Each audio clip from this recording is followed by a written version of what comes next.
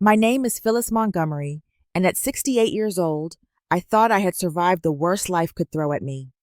40 years of climbing out of the financial hole my husband Walter left me in when he disappeared. 40 years of sacrifice working two jobs, raising our daughter alone. The day I made that final mortgage payment, I felt reborn. Then 3 days later, a luxury car pulled into my driveway. Inside were Walter and a woman half my age. What they didn't know was that I was ready for them. Before I begin my story, let me know where you're watching from and subscribe if you're new here. I still remember the day I met Walter Jenkins at Bowdoin College in Brunswick, Maine. It was 1975, and I was 19 studying nursing while he was pursuing a business degree. Walter had this magnetic charm about him, with his confident smile and ambitious plans that made everyone around him believe he could conquer the world. "I'm going to build something big, Phyllis," he would tell me during our late-night talks in the campus coffee shop. "Something that will secure our future forever." We were young in love, and I believed every word. After a whirlwind romance of just 18 months, we got married in a small ceremony. I was 22, and all my friends thought I was rushing, but when you know, you know. Or, at least I thought I did. A year later, our daughter Elizabeth was born. We called her Lizzie, and she was the most beautiful baby, with her father's blue eyes and my auburn hair. Walter seemed proud, taking Polaroid pictures of her every week to document her growth, creating a special album he kept in his desk drawer. I took a position at the local hospital, while Walter started his first business venture, a small office supply company. It failed within 8 months, but I supported him. We had bought our modest 2-story home with a 30-year mortgage, and I was determined to make it work. Little did I know this would become the pattern of our life together. Over the next 4 years, Walter started and failed at 3 more businesses: a printing service, a consulting firm, and a small import company dealing with European specialty goods. Each venture began with excitement and ended with the debt that I covered with my nursing salary. I picked up extra shifts, worked holidays, all while caring for Lizzie. "This is temporary, sweetheart," Walter would say, kissing my forehead when I came home exhausted. "The next one will be the big break." In our 5th year of marriage, Walter's behavior began to change. He started taking mysterious phone calls in the middle of the night, stepping outside so I couldn't hear. His business meetings ran later and later. Sometimes he wouldn't come home until the early morning hours, smelling of expensive cologne that wasn't his. I confronted him once, and he exploded in anger, accusing me of not believing in him. I backed down, telling myself that the stress of his latest business failure was getting to him. I should have known better. On the morning of October 17, 1983, I woke up and Walter was gone. Not just out for the day, but gone. His clothes were missing from the closet. His toiletries had vanished from the bathroom. The photo album of Lizzie had disappeared from his desk. I called his friends, his business associates, even his mother in Florida. Nobody had seen him or heard from him. It was as if Walter Jenkins had evaporated into thin air, leaving behind only the faint scent of his aftershave on his pillow. But what he really left behind was much worse. That afternoon, I went to withdraw grocery money from our joint account and found it empty, all of our savings gone. The next day, the calls began. Credit card companies, banks, private lenders, all looking for payments on loans I never knew existed. Over the next week, I discovered the horrifying truth. Walter had taken out multiple loans, maxed out credit cards in both our names, and even taken a second mortgage on our house without my knowledge. He had forged my signature on dozens of documents. The total debt was $327,000 in 1983 money. That would be nearly $1 million today. I sat at our kitchen table, a stack of bills before me, 3-year-old Lizzie playing with her blocks on the floor, completely unaware that our world had just collapsed. "Mommy, when is Daddy coming home?" she asked, looking up at me with those innocent blue eyes. I didn't have the heart to tell her that Daddy was never coming home again. The day after I discovered Walter's disappearance, a stern-looking man in a cheap suit knocked on my door. He introduced himself as a representative from First National Bank. He wasn't there to offer condolences or help. He was there to inform me that our mortgage payment was 2 months behind, despite the fact that I had been giving Walter the money every month. "Mrs. Jenkins, I understand this is difficult, but we need to discuss payment arrangements immediately," he said, barely making eye contact as he shuffled through his papers. That was just the beginning. By the end of the week, my phone was ringing constantly. Bill collectors, credit card companies, loan officers, all demanding money I didn't have. The second mortgage I never knew about required monthly payments that were more than my entire nursing salary. The worst moment came when 2 police officers showed up at my door. They were investigating Walter for business fraud. Apparently, he had taken investments from several local business owners for a venture that never existed. They questioned me for hours, clearly suspecting I was involved. I wasn't, but proving my innocence while trying to process my own betrayal was almost unbearable. With trembling hands, I called the only lawyer I knew, a friend of my father's who specialized in bankruptcy. Harold Green was in his 60s with kind eyes behind thick glasses. He reviewed my situation over a weekend and delivered the devastating news on Monday. "Phyllis, you could declare bankruptcy, but you'd still likely lose the house," he explained gently. "Because your name is on these loans legally, you're responsible. The fact that you didn't sign them helps, but proving forgery takes time and money you don't have right now." "What about the fraud investigation?" I asked, hope flickering faintly. "Won't that help my case?" Harold shook his head. "It might eventually, but legal proceedings could take years. The banks won't wait that long." I looked down at my hands, the simple gold wedding band still on my finger. "I can't lose our home. Lizzie has already lost her father. I won't let her lose her home, too." That night, after putting Lizzie to bed, I made my decision. I wouldn't declare bankruptcy. I would pay off every cent of the debt Walter had accumulated. It would take years, perhaps decades, but I would do it. The next day, I approached the principal at Westbrook Elementary School about a school nurse position that had just opened up. It paid less than my hospital job, but had regular hours during the day. I got the position and then took a night shift at Portland General Hospital. Between the 2 jobs, I would be working 16 hours a day, 6 days a week. Finding childcare was my next challenge. Daycare centers were too expensive and family was too far away. Thankfully, Mrs. Patterson, our 72-year-old neighbor, offered to watch Lizzie after school until I got home from my day job and then stay overnight when I worked night shifts. She refused payment, saying, "That little girl needs stability now more than anything. This is my contribution." The hardest part was explaining to Lizzie where her father had gone. How do you tell a 3-year-old that her daddy abandoned her? I couldn't bring myself to tell her the whole truth. "Daddy had to go away for his work, sweetie," I told her as she sat on my lap clutching her favorite teddy bear. "I don't know when he'll be back." "Did I do something wrong?" she asked, her voice so small it broke my heart. "No, baby," I said, hugging her tight. "You did nothing wrong. Daddy has problems that have nothing to do with you. You are perfect just as you are."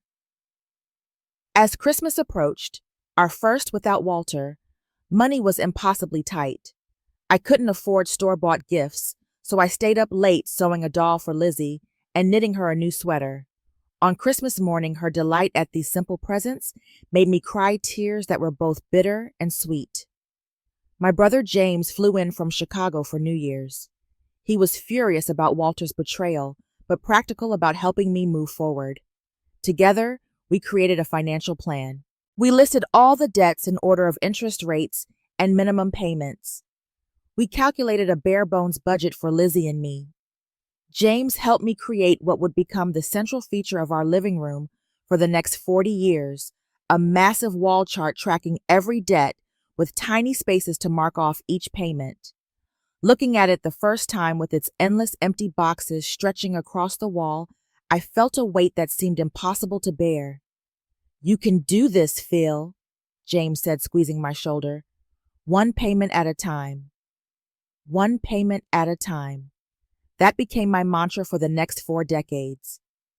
By 1985, 2 years after Walter's disappearance, I had settled into a routine that would define the middle years of my life. I would wake at 5 in the morning, prepare Lizzie's lunch, get her ready for school or daycare depending on the day, then head to Westbrook Elementary to work as the school nurse from 7:30 to 3:30. After school, on nights I worked the hospital shift, Mrs. Patterson would pick up Lizzie and stay with her until I returned at midnight. On my days off from the hospital, I would spend precious hours with my daughter, then catch up on household repairs, cleaning, and meal preparations for the week ahead. Sleep became a luxury I could rarely afford. Our meals were simple and cheap, lots of beans, rice, and whatever vegetables were on sale.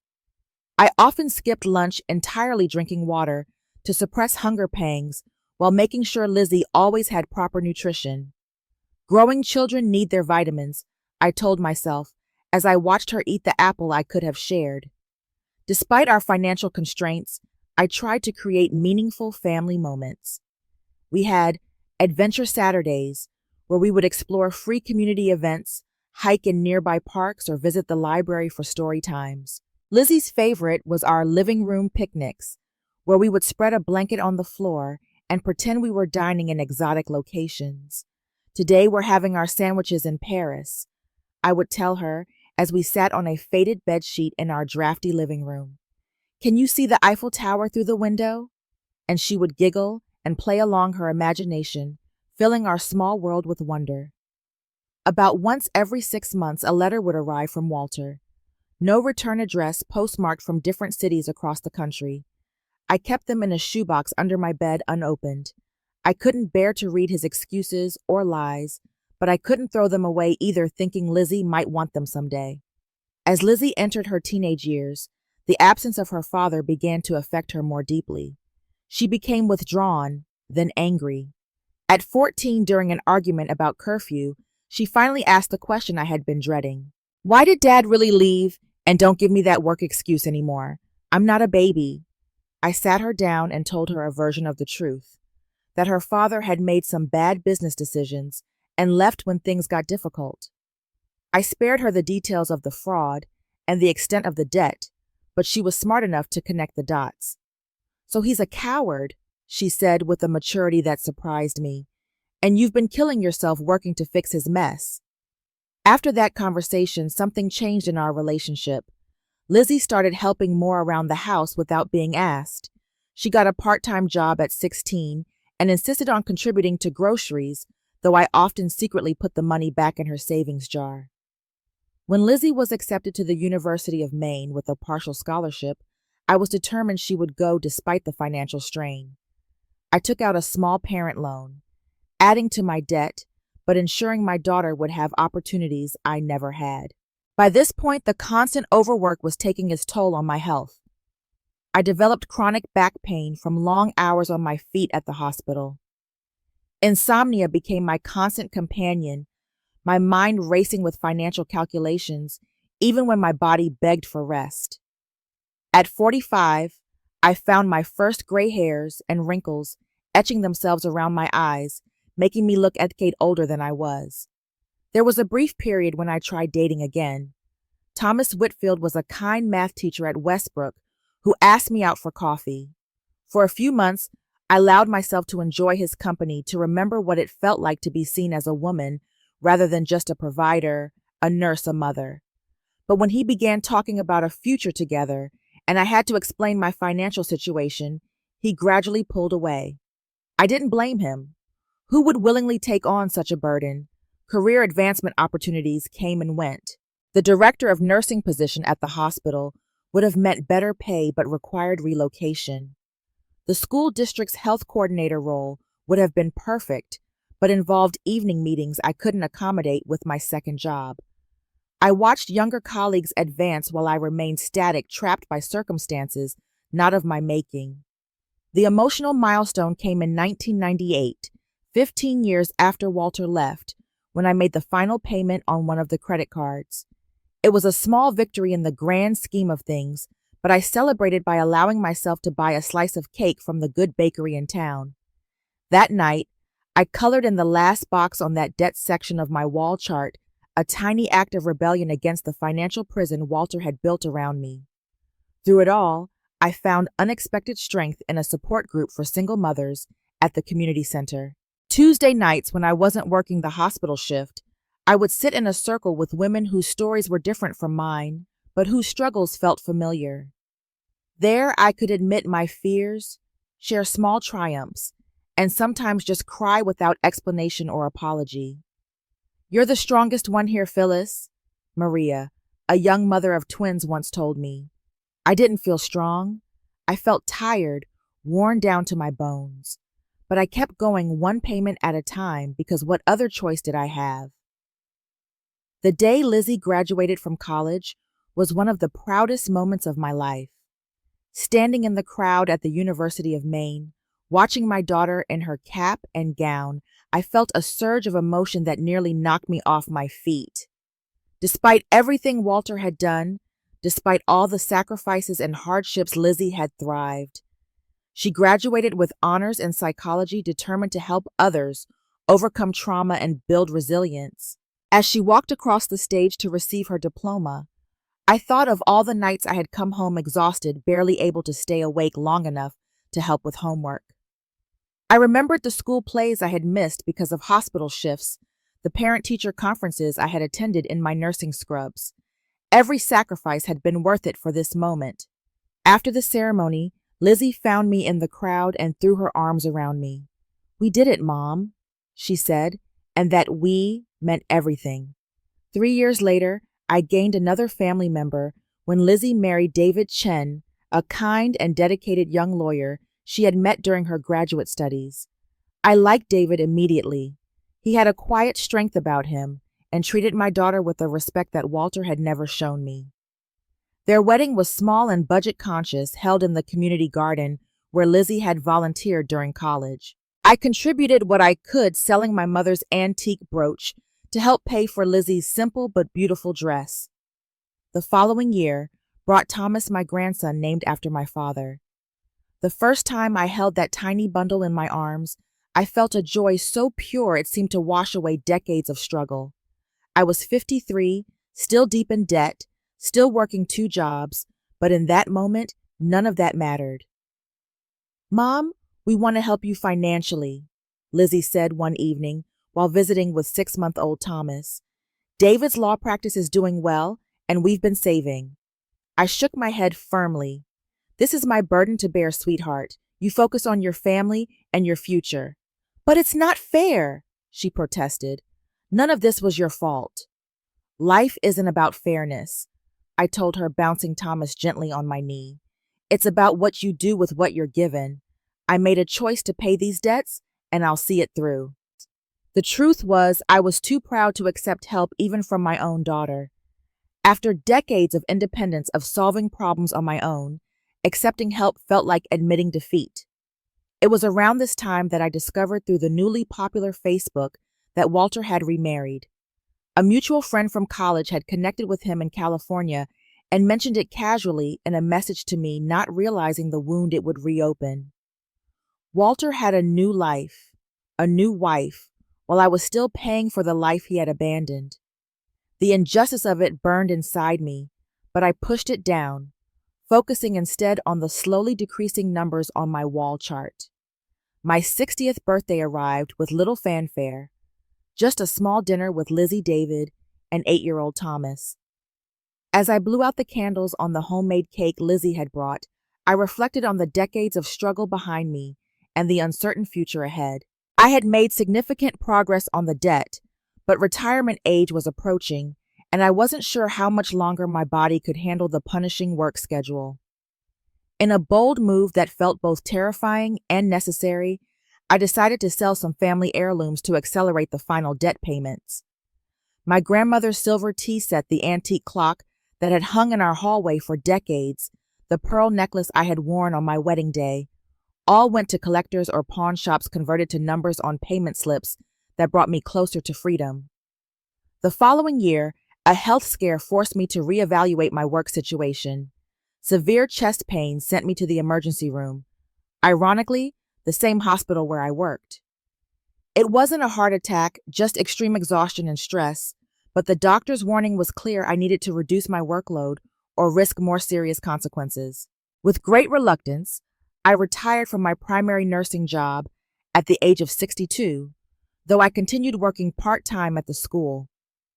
The reduction in income meant stretching the debt payments over a longer period, but my health had to take priority if I wanted to see my grandson grow up. The final years of debt repayment were a slow countdown, watching numbers decrease in agonizingly small increments. I became obsessed with tracking every penny, cutting expenses wherever possible. I turned the thermostat down to 62 degrees, in winter grew vegetables in a small garden to reduce grocery bills, and learned to repair almost everything in my house myself through library books and later YouTube videos. As the final payment drew closer, I found myself experiencing a strange mix of emotions. There was excitement, certainly, but also fear. Who would I be without this burden that had defined me for so long? What would fill the space that debt had occupied in my life for 4 decades? The day I walked into Coastal Maine Bank to make my final mortgage payment, I wore the one good dress I owned, save for special occasions. It felt important to mark this moment, to give it the significance it deserved. The bank manager, Mr. Harrington, had been handling my accounts for the past 15 years. He was one of the few people who knew the full extent of my struggle, having seen me come in month after month with payments that barely covered the interest at times. "Mrs. Montgomery," he said, using my maiden name, which I had legally reclaimed after the divorce was finalized in absentia years ago. "I believe this is a day worth celebrating." He personally processed my final payment of $2,342.17, then handed me the receipt with a ceremonial flourish. His eyes, kind behind wire-rimmed glasses, held a respect that made me stand a little straighter. "In 30 years in banking, I've never seen determination like yours," he said, shaking my hand firmly. "You've paid off what most people would have walked away from." I clutched the receipt, this small piece of paper representing 40 years of sacrifice. "Thank you," I managed to say, my voice surprisingly steady despite the emotion welling inside me. Walking out of that bank, I felt a physical lightness, as if gravity itself had lessened its hold on me. The spring air seemed sweeter, the sky bluer. For the first time in 4 decades, I was truly free. That evening, Lizzie, David, and Thomas came over with a bottle of champagne and a homemade cake decorated with the words, "Debt-free at last." We toasted in my small living room, surrounded by the faded furniture and worn carpet I had never been able to replace. "To Mom, the strongest person I know," Lizzie said, raising her glass.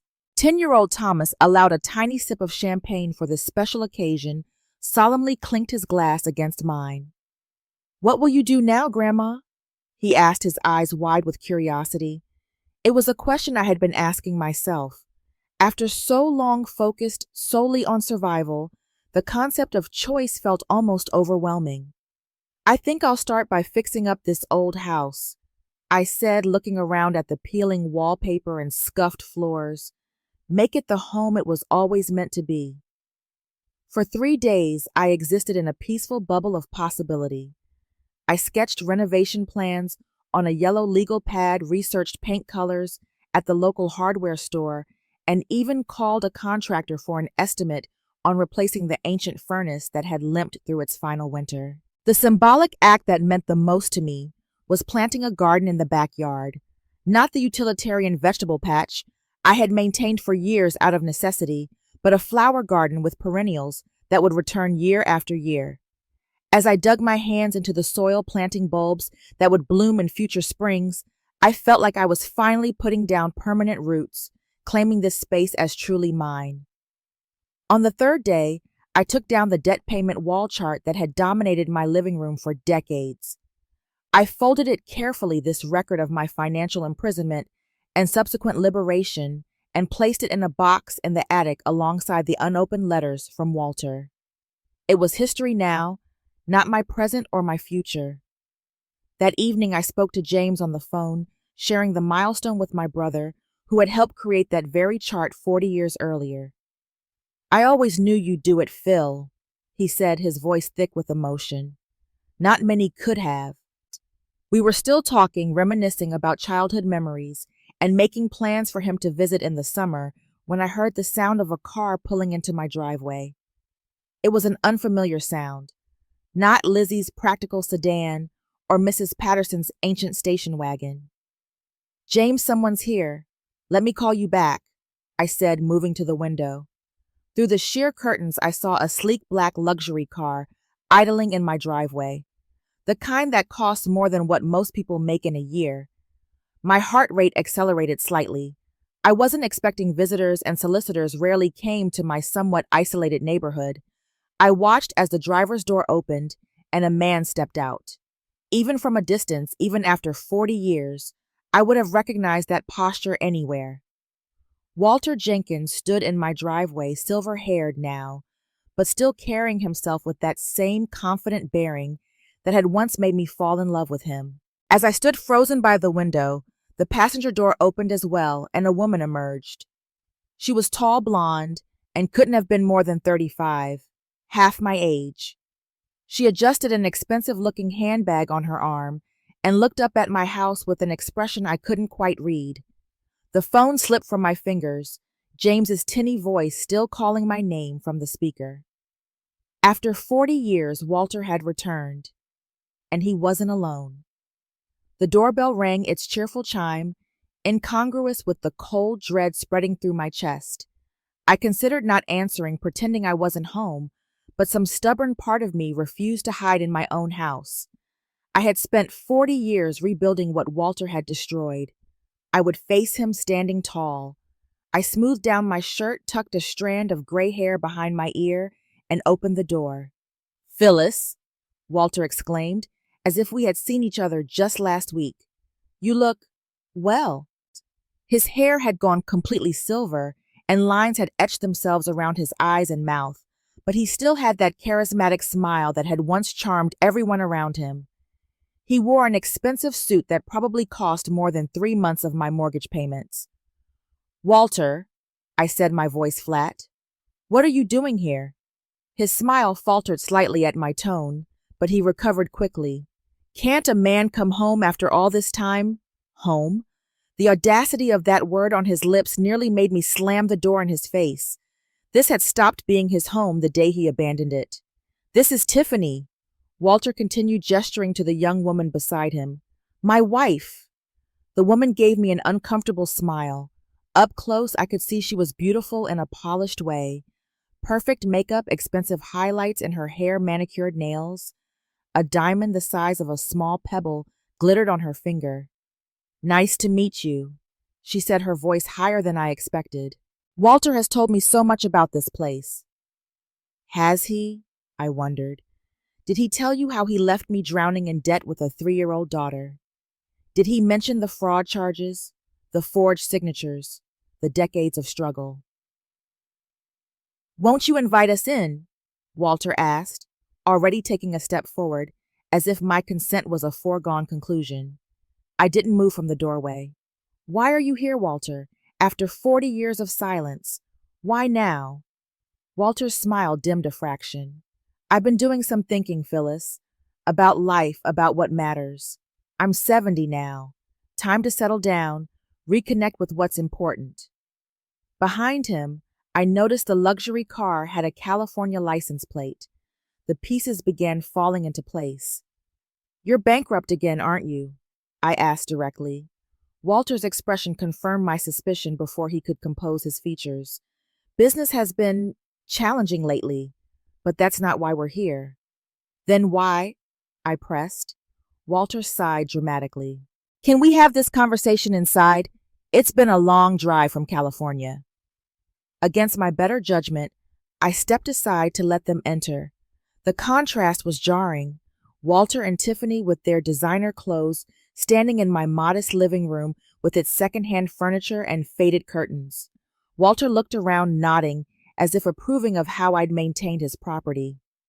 "The old place looks good, Phyllis. Smaller than I remembered, but good." "Why are you here?" I repeated, remaining standing while they sat uninvited on my sofa. Walter leaned forward, elbows on his knees, in a posture I recognized from our marriage. It was his making a deal position. "I've come home, Phyllis. Life has been, well, it's had its ups and downs, but I've always considered this place home. This hasn't been your home since 1983, I said coldly. Now that's where you're wrong, Walter said, his businessman smile appearing. My name is still on the mortgage, isn't it? I checked with my friend Bill at Coastal Maine Bank. He says the house was finally paid off this week. Congratulations, by the way. The violation of my privacy hit me first, followed by the implication of his words. Bill Hansen was a loan officer at the bank. He must have been tracking my financial situation and reporting back to Walter. You've been spying on me, I asked, my voice rising. Walter waved a dismissive hand. Keeping tabs, that's all. I always intended to come back when the timing was right. Tiffany shifted uncomfortably beside him, her expression suggesting this was news to her as well. Let me understand this, I said slowly. You've waited until I paid off all your debt, and now you want to claim ownership of the house. It's still partially mine, Phyllis, Walter said reasonably. My name is on the original documents. We're still legally married as far as I know. And Tiffany and I need somewhere to stay while we reorganize our finances. I felt a hysterical laugh building in my chest. After everything, after 40 years of sacrifice, Walter expected to waltz back into my life and claim the rewards of my labor. Tiffany was looking between us with growing confusion. Walter, she said quietly, you told me this was your family home that you inherited. You didn't mention an ex-wife who's been paying the mortgage. Not ex-wife, dear, Walter corrected smoothly. We never officially divorced. And what difference does it make who made the payments? Family property is family property. I saw something shift in Tiffany's expression, a dawning realization that perhaps she didn't know the man she had married as well as she thought. Walter also emptied our bank accounts before he left, I told her directly. Took out loans in my name, left me with $327,000 in debt in 1983. That would be close to $1 million in today's money. That's not entirely accurate, Walter interjected, but Tiffany was already looking at him differently. You told me your first wife cheated on you and took everything in the divorce, she said slowly. Different perspective, same story, Walter replied, his charm faltering under the weight of exposed lies. For a moment, I felt sorry for Tiffany. She was just another victim of Walter's manipulations, albeit one who had benefited from them until now. Walter turned back to me, switching tactics. Look, Phyllis, we're family. We share a daughter. Whatever happened in the past, can't we move forward? Forgiveness is important, don't you think? For Lizzie's sake. The mention of our daughter's name in his mouth after decades of absence sparked a rage in me I hadn't known I still possessed. Yet beneath that anger, there was something else, something that frightened me more. A tiny flicker of the old longing, the old habit of giving Walter whatever he wanted. 40 years hadn't completely extinguished the young woman who had loved him, who had believed in him. For one terrible moment, I considered it. Not because I believed his manipulations, but because some part of me was still programmed to accommodate him, to keep the peace, to sacrifice myself. Then Walter stood up and stretched casually as if the matter was settled. I'll bring in our bags. The master bedroom is still upstairs at the end of the hall.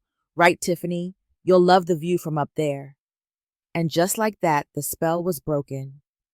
The master bedroom, my bedroom for 40 years, was where I had lain awake countless nights calculating and recalculating how to make ends meet.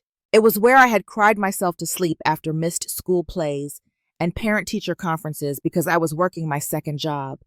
It was mine earned through sacrifice and persistence, and I would not surrender it or anything else to Walter Jenkins ever again. No, I said, my voice stronger than it had been in years. You're not staying here. Not for one night. Not for 1 hour. Walter's confident smile faltered. Now, Phyllis, be reasonable. We've had a long drive and… No, I repeated, moving to the old oak secretary desk in the corner of the living room. I unlocked the bottom drawer and removed a folder I had kept updated for 40 years, just in case this day ever came. You need to leave now. We're still legally married, Walter insisted, his voice hardening. This house is still partially mine.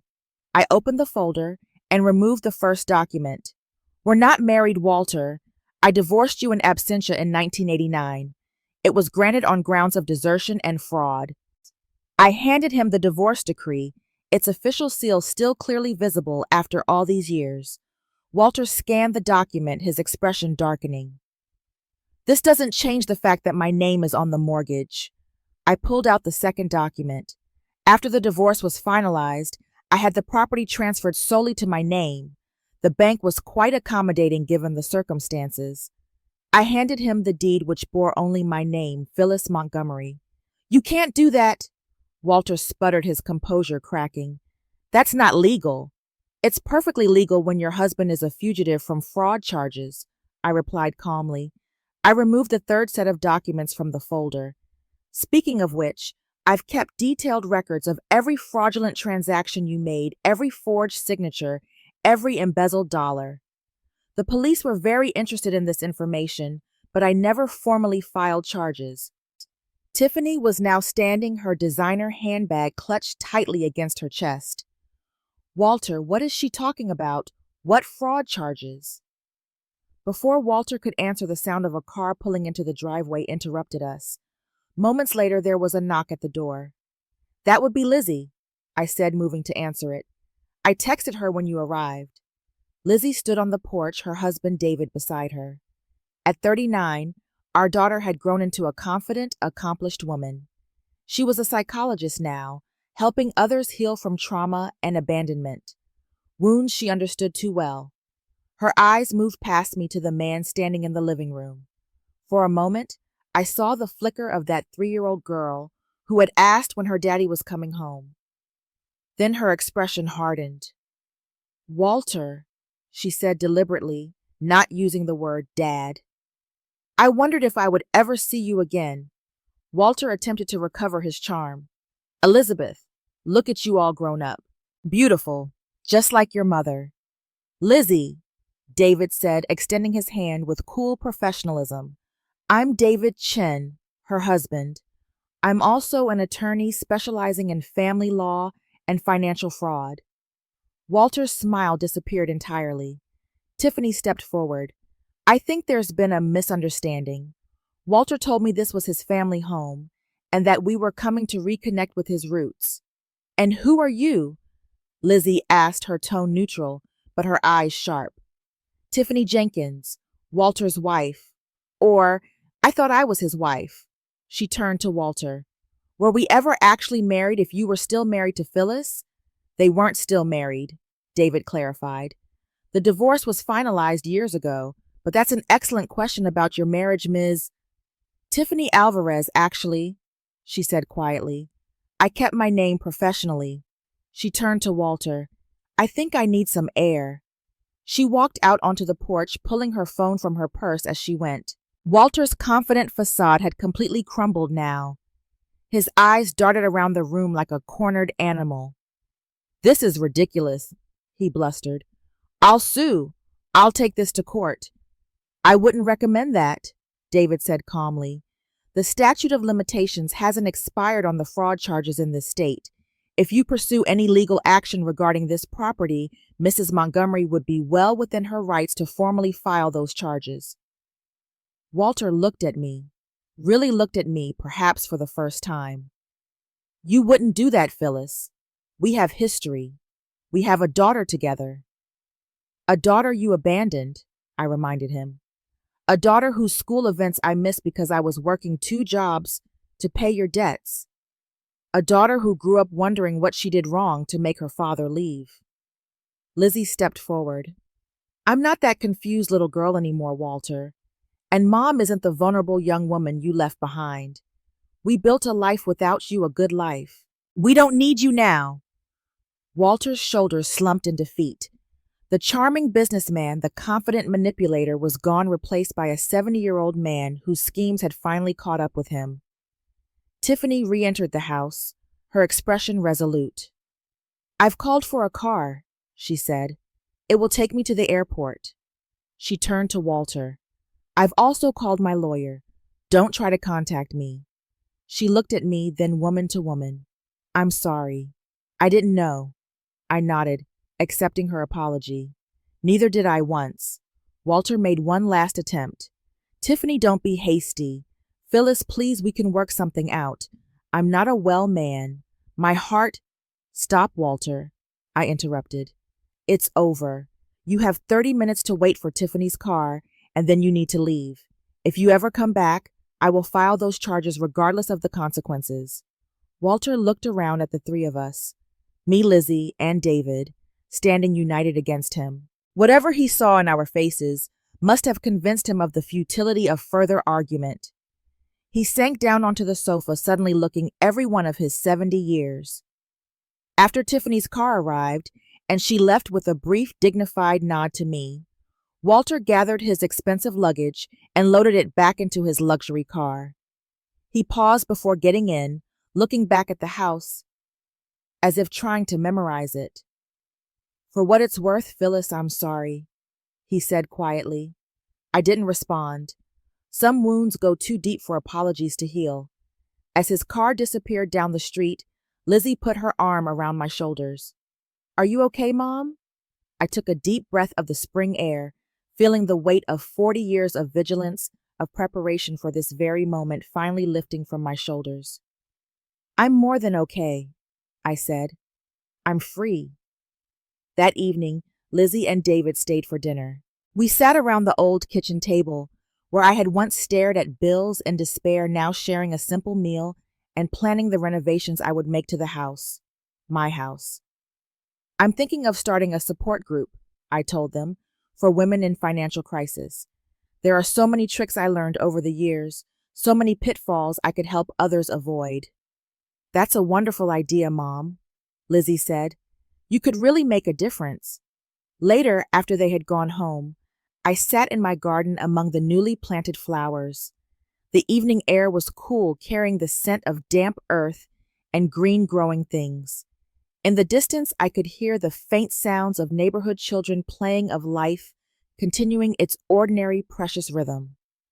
I thought about the journey that had brought me here, the grueling work, the constant sacrifice, the times I had nearly broken under the pressure.